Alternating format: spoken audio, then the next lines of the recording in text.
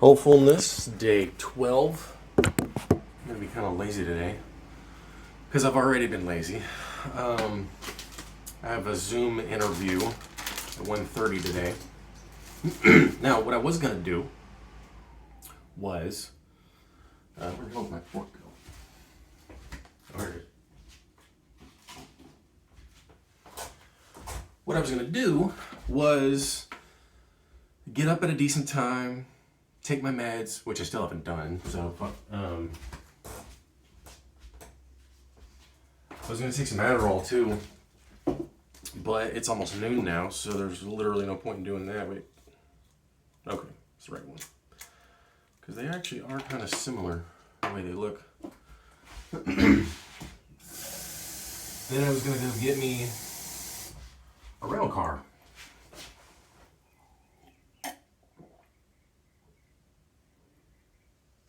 And then do a couple of things. But I didn't do any of that. I went to bed at 3. I woke up at like 9. So I didn't get a whole lot of sleep as it is. And then on top of it, despite knowing, see, I'm one of those people who, when I have like a thing I know I have to do, if I have to do a thing later, I almost can't do anything. I just can't do anything else.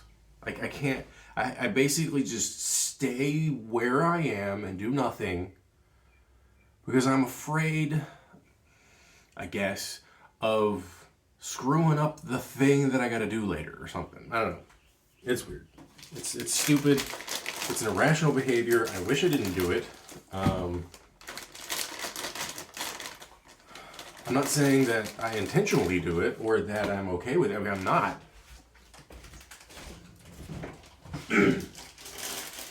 It's just a different kind of procrastination, it seems.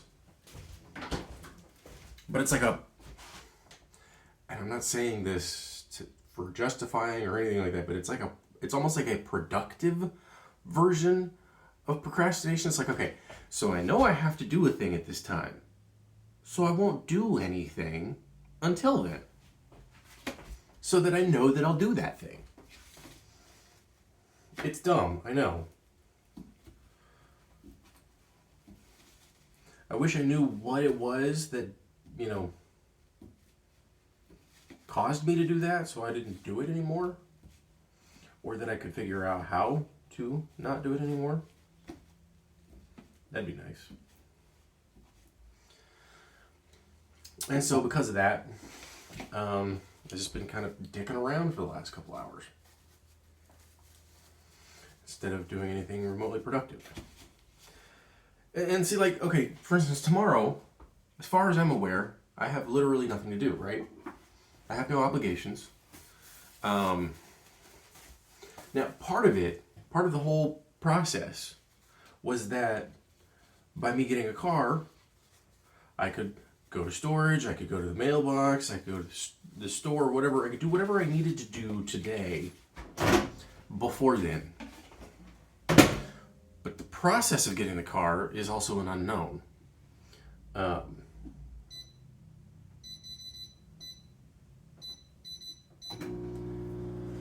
so because of that, I'm like,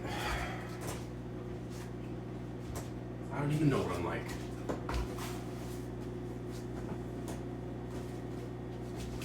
I know it feels stupid.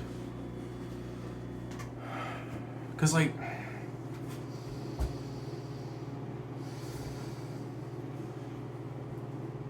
I'm not even sure what this, like, I'm like 95% certain I'm not getting this job anyway, so it kind of doesn't matter. But also part of the whole, like, going into storage and stuff was also because, like, they said they wanted me to dress professional, and I'm like, I don't know what the hell that is. Yeah, I've got button-down shirts, but they're in the fucking storage right now. So I don't know. Man, whatever.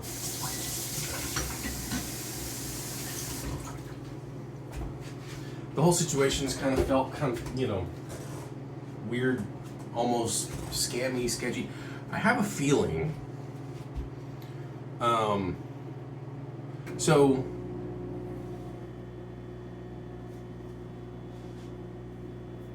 based on the text that I've received, based on the amount of the amount of texts I've received, the sort of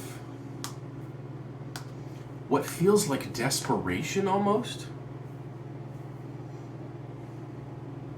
the nature of what it sounds like the job or the company is. It's like it's something along with marketing, promotions, and stuff like that. So my guess is it's a telemarketing job, which I ain't fucking doing. I don't do telemarketing.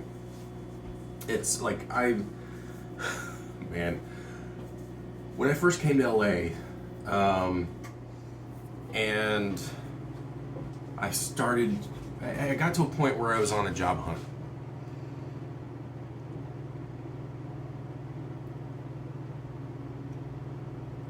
I ended up going to a place that was a telemarketing position because I'd never done it before and I'd considered it, and I was like, well, why not try it? I get to this place and holy hell, I should have just left. I mean, it was like this dingy, like it didn't even feel like an office. It felt like somebody had renovated, not even renovated, like they just took like the main section of a house. Like it felt like an older house. The carpeting, and I think there was even, it was just like a bigger version of it. The lighting was bad in the place. Like there was basically no overhead lighting whatsoever. I don't even remember what I barely remember it. I can remember kind of the sensations of it. It was dingy, it felt grimy. Nothing about it was even remotely something that I wanted to be a part of. And I'm like, nah, I ain't doing this shit. Nah, I fucking skedaddled when the time came. And like that's something that I just ain't down with. Like, I have a feeling, and I haven't applied to a whole lot of jobs. I mean, I think I applied to like 3 maybe. I applied for some customer service jobs because I'm good with customer service. I'm a troubleshooter. I like resolving problems. I like helping people when they need help.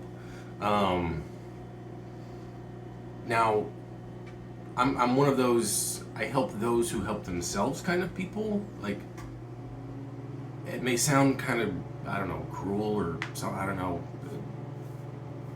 I don't know how it sounds, to be honest, but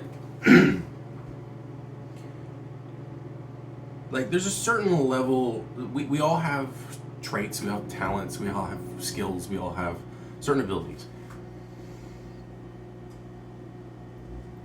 And as empathetic as I am, I feel I am, I think kind of gets in the way of me doing certain things with regards to helping others because it affects me too much. The people who really drastically need help, I have a hard time, like I want them to be helped, but I don't think I don't feel right trying to help them. And I know I don't know if that even makes any sense, but I'm too affected by their plight to be able to help. If that makes any sense. I'm not trying to, weasel my way out of some kind of disposition or something like that. It's just like, for the longest time, I haven't really understood the behavior that I exhibit. But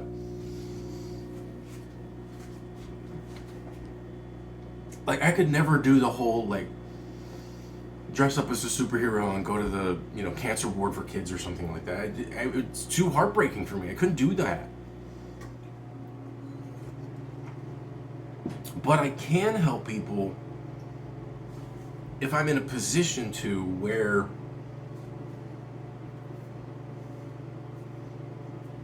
they're able to seek out that help.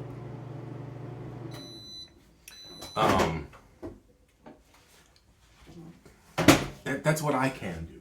Because then I can't be as personally affected by it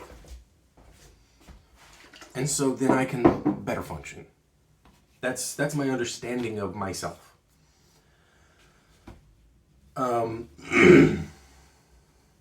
To the people who can help others, and especially, those who cannot help themselves, like I could never be a caregiver. That would be too hard for me. Mentally, physically, emotionally, I couldn't do it.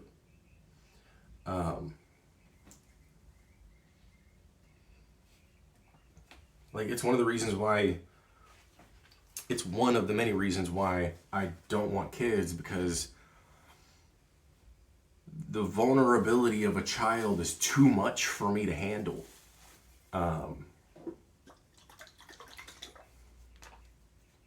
And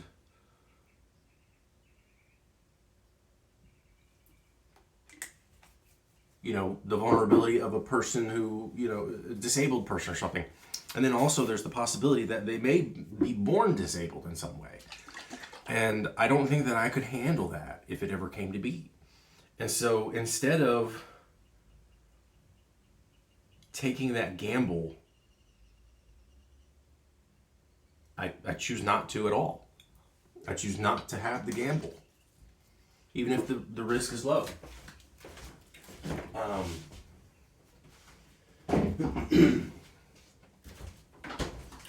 And, I don't consider myself special, admirable, whatever. I'm human. I think most humans want to help. I think most humans want what's best for other humans, generally speaking. I think that's what makes good people good people. But that's why I prefer to do, when it comes to, especially, I was going to say I prefer to do customer service. I don't necessarily prefer customer service, but I don't dislike helping. I like helping. One of my favorite jobs was when I worked at Walmart.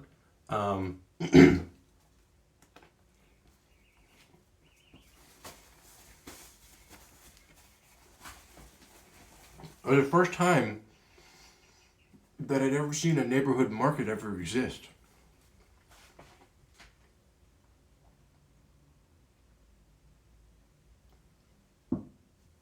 And in many ways, I helped that store become what it was.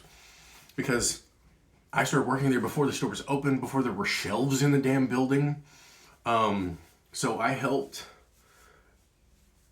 effectively, to a minor degree, build the store. The building was there, of course, but I was helping there, putting,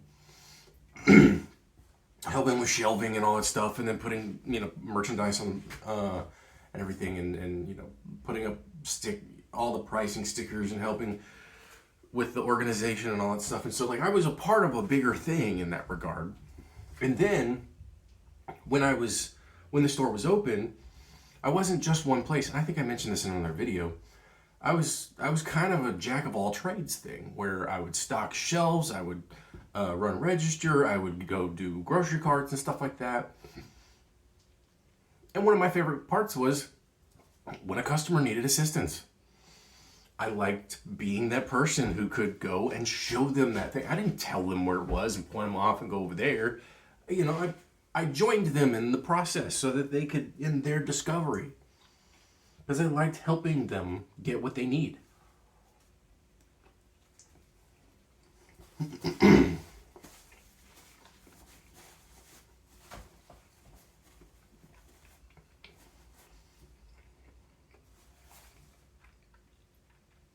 So these are Bar S hot links.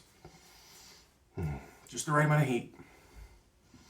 And then throw in some Tapatio and that mustard scotch bonnet hot sauce.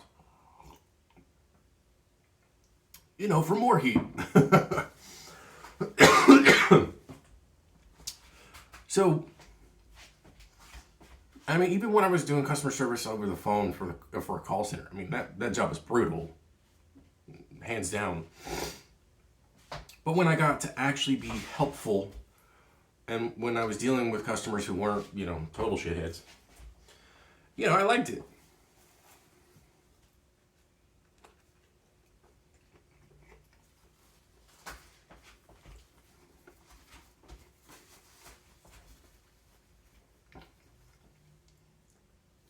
I mean, when I'm playing the video game, EverQuest, I like being in a position to help others.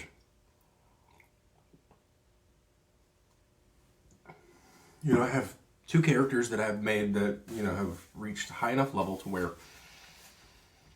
they can assist in like 95% of all needs. And so when somebody needs something, I can usually provide assistance. And I like doing that. It's fun.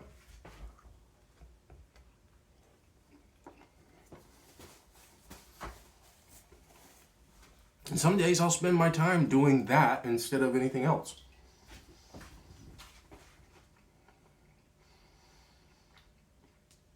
And that's why, like, I guess, what I'm saying basically is I prefer to be a little bit more passive, but in a helpful sense, instead of active and pushy. It's like when I went to the T-Mobile store and I was super reticent about changing my plan because I was informed that I was available to upgrade or whatever it was, and it wasn't even so much an upgrade. It was just transition over to T-Mobile from Sprint because I'm still technically under Sprint in that little weird limbo of theirs. So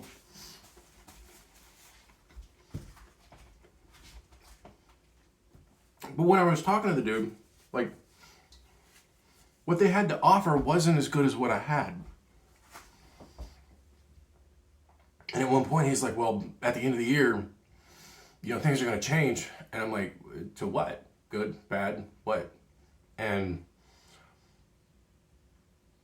I don't remember exactly what he said, but it was this weird, almost like friendly but ominous way of approaching it.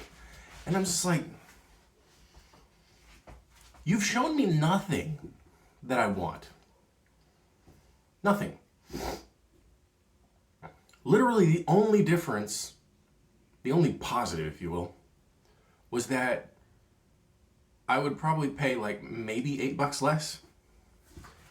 But like, I'm getting 100 gigabytes, 100 or 120 gigabytes of hotspot per month. Whereas the best option T-Mobile has right now is 40. And he's like, well, we looked at your data and it's showing that, and I'm like, yeah, I know. But that doesn't necessarily, you're only seeing 6 months. You're not seeing all of my behavior. And then he's like, well, if you do it this way, then it'll be cheaper and then you only have to pay for more. I'm like, I ain't doing that shit for shit. He's like, well, if you look at your previous data, but it's like, I get it, but I don't want that. It's like, when someone says no, you stop. I don't care if you're a fucking salesman or not. And that's the problem. It's like, I know high pressure salesman behavior. And so it's not something that I'm going to bend to.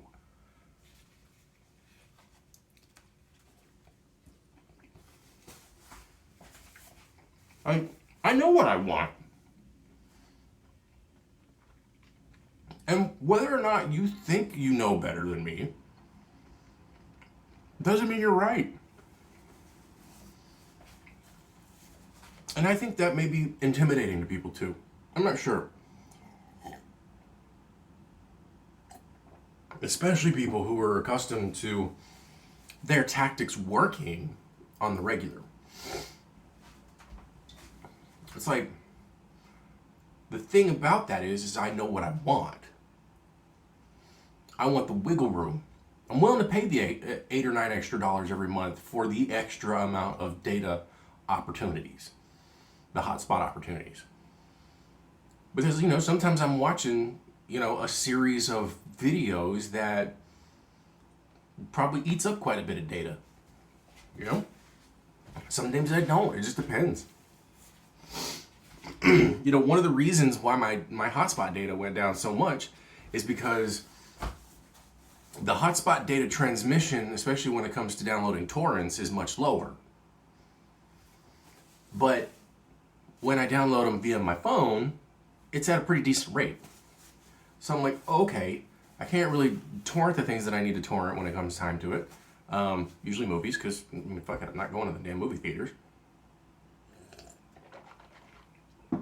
And I mean, it's just what I do. But and also, I download it for editing purposes and stupid shit like that. So some days it's like, hey, I want this clip from this one movie. I got to download the whole movie in order to do that. So that was taking up most of my data purposes when it came to hotspot. But I mean, still, I'd rather have a package, and that's another thing that I don't like about the whole telecommunications bullshit that's going on with all the telecoms. It's like, people aren't using this much data, so they don't need this much data. Well, fuck you. I want that much data. I want more. I want the same price and more. Yeah, I'm entitled. You know why I'm entitled? Telecommunications Act 1996.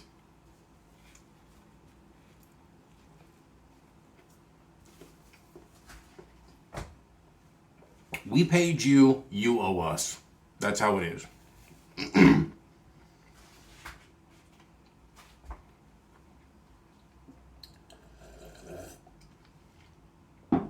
The government shoved a shit ton of money in your face so that you could build a better internet infrastructure, and then you pocketed the money instead of building the good infrastructure. We could have had fiber running throughout this whole fucking country, and we don't.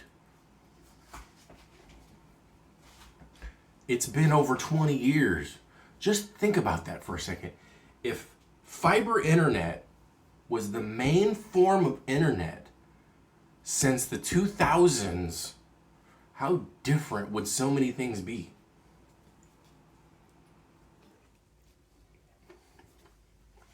For better or worse. But the telecoms didn't do it. They pocketed the money. And they created this oligopoly.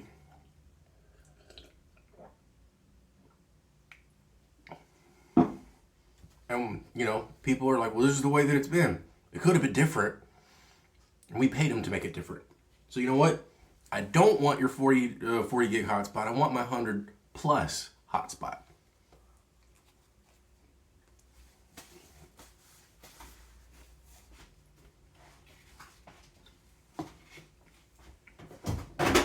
And I don't want to act like you.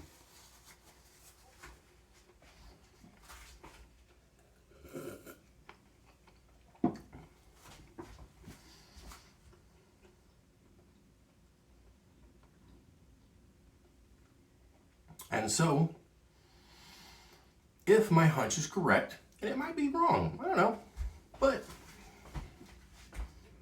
something tells me I'm not. I don't know. We'll see. We'll find out in the 20-minute Zoom interview if my hunch is right or not.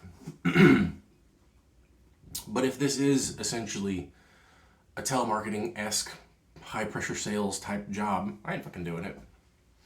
Like, I would be a car salesman, used or otherwise, but I know that those are usually high pressure because there's usually high pressure from above. Because we can't be normal people. We can't be human towards people and their needs. When somebody comes in looking for a car, they have a specific need. If you can figure out what that need is, you don't need to pressure them into fucking anything. You just find out what they want, and you're like, well, I think we have some options for you then.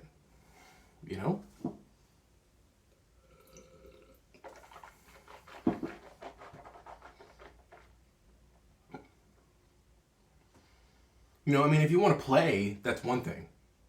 If you want to play, like if you're a used car salesman and you're standing in the parking lot and people are like, can I help you find anything? Can I help you with anything?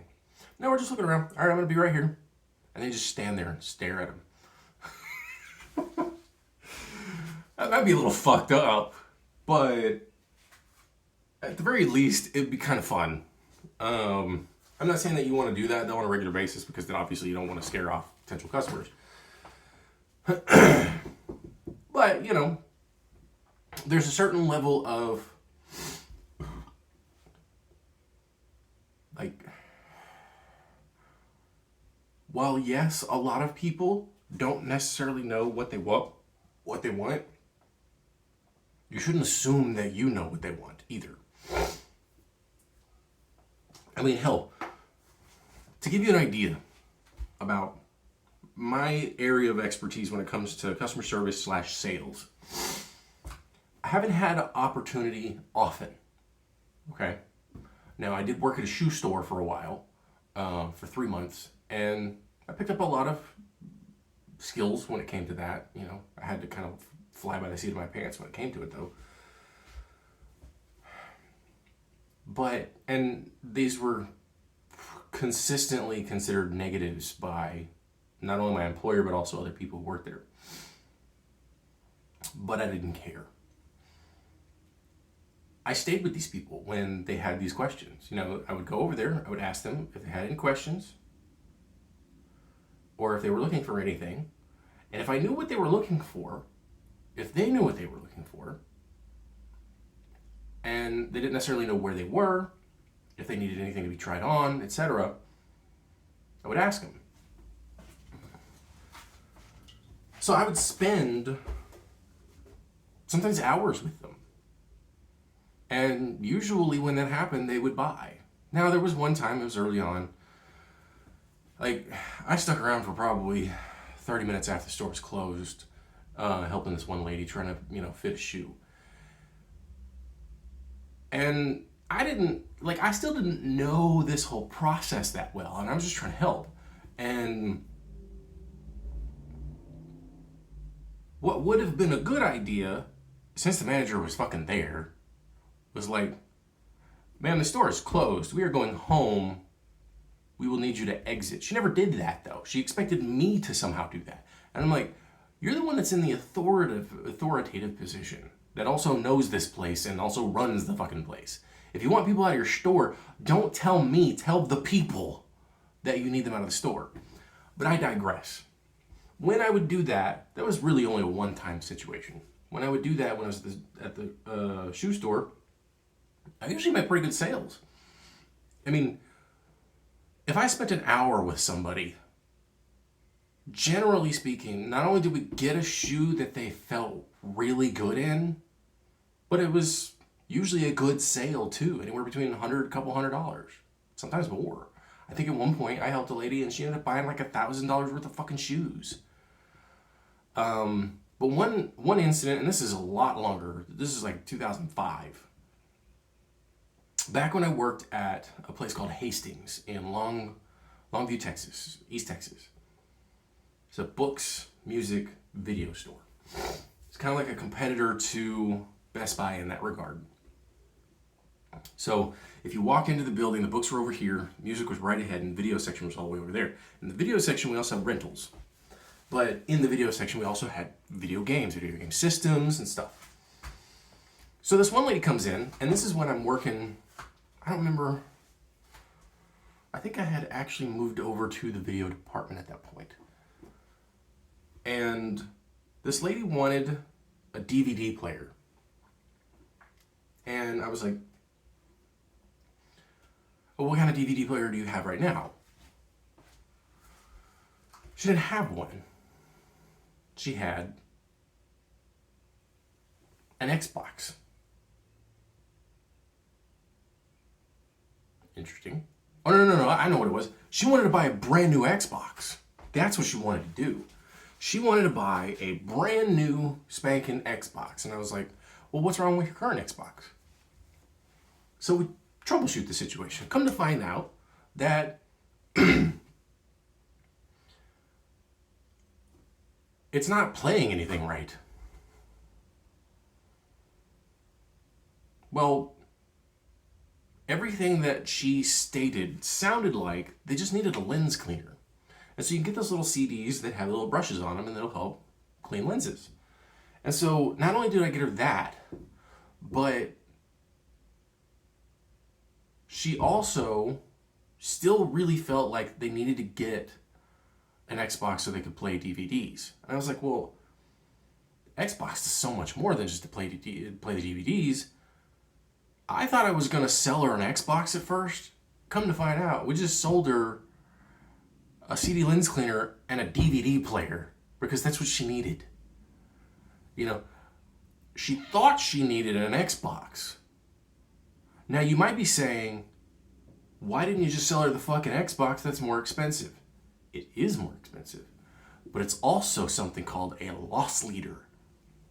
Xboxes have virtually no profit on them for stores and anybody else.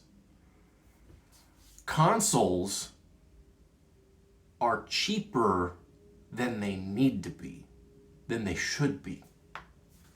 While they may be expensive, they're still technically cheaper than they should be. The purpose is so that then people can then go buy the video games, which are the products that have the profit. Now that may be changing in the coming years, especially with Microsoft buying up Activision, and then they have all these properties, and they can just give you a Game Pass for $10 a month and be like, hey, you can play all these games, and you can play any of the new games that come out too. And so instead of spending $60 on a single game, you can spend $120 every year for any game that you want, as long as it's under the library. But the point that I'm getting at is, like, I even got shit from my manager when I did that, by the way. He's like, why didn't you just sell her the Xbox? I was like, well, she didn't need an Xbox. She needed a DVD player and a DVD lens cleaner. But more importantly, the Xbox wouldn't have made anybody money. The store made more money with the damn DVD player. It was like $50. Like, we had really good ones that were like 100 plus, but the one we ended up getting on, agreeing on, was like $50. And it's like, I see no point in pressuring people into something that they don't need just because somebody else has dollar signs in their fucking eyeballs, especially when they don't even fucking understand the dollar signs in their eyeballs. Like, again, with my manager getting pissy at me not selling the fucking Xbox, unless he stole the damn thing, which I wouldn't put him past. But that's the thing. It's like, you'll get more. Less is more in a lot of ways.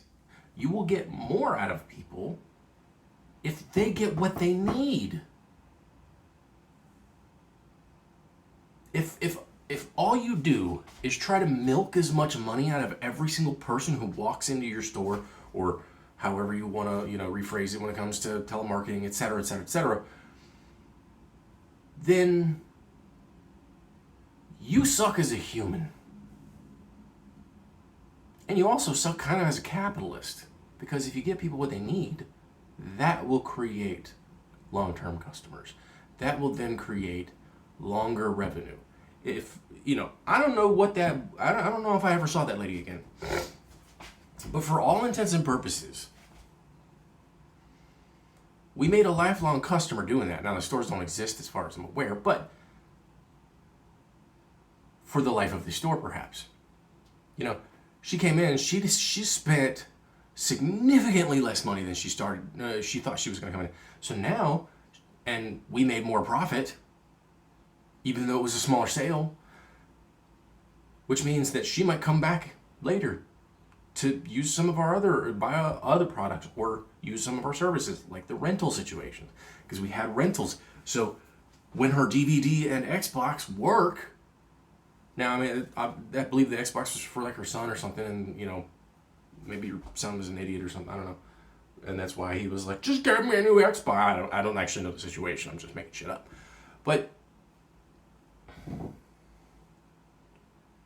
when people get those things, and you don't actively attempt to milk them for their fucking money,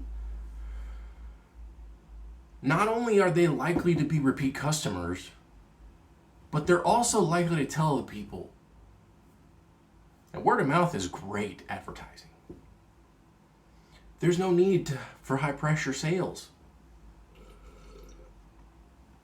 The only need is for you as a parasitic capitalist, because capitalism inherently isn't all bad. There's a lot of problems with it, but that's why you take pieces of it. But if you're a parasitic capitalist, if you're a super pushy salesperson, you're doing that so you can make as much money as possible, which probably means you're trying to compensate for something somewhere. Whether it's because you hope the store doesn't fail, or if it's because you yourself only feel valuable in doing that. I don't know. But I feel valuable in helping people. So I'd rather help people. And if this job is something like telemarketing or something akin to that, then I'm going to sabotage it.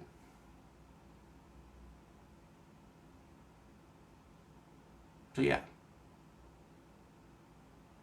Which is probably why I've been doing what I've been doing all day.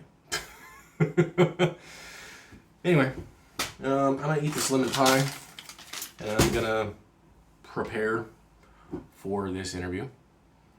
And then that's it. And then we'll see what happens after the fact. As always, have fun.